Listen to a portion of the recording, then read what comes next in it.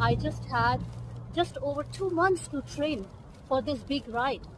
It's very challenging, especially if you are working, if you have a family, and it's very difficult to find time. I would just work on the intensity. Like I would really kill myself on, but the real road training started in the month. For somebody like me who never cycled on the roads in London, taking such a decision could be a little bit overwhelming because when I signed up, it was end of March and the event is in June. Basically, I just had just over 2 months to train for this big ride. And so I had to use all the time that I had to train smartly. By this time, I had already started training on the road, but with a lot of help from the instructor. So I thought in order to build up my distance, let me do some training in the gym.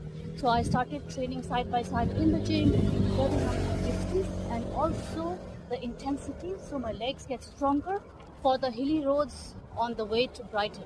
So just like it is for everybody else to find time for training for this kind of an event, it's very challenging, especially if you are working, if you have a family, and it's very difficult to find time.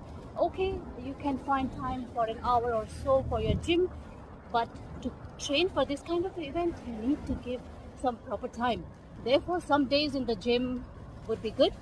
I would be doing some good distance on the bike, but the days when the time was short, I would just work on the intensity. Like I would really kill myself on increasing the intensity of the bike and not concentrating on the distance, but on real effort, working on my legs, making my legs get used to cycling on hilly roads. So I signed up for the event in the end of March, and entire April I was doing more of bike training in the gym, but the real road training started in the month of May. I have just over a month on the road training for London to Brighton.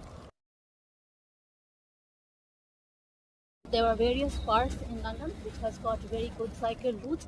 I also found it was way too busy because of a lot of one lap is approximately 4.7 kilometers. It's not very busy. They have dedicated cycle routes where I enjoyed it, along with all the ice cream parlors and cafes and the toilets. So this is the outer circle of Regent's Park.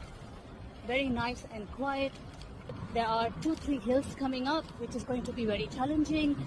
There are going to be 5 resting stops at every 11 miles.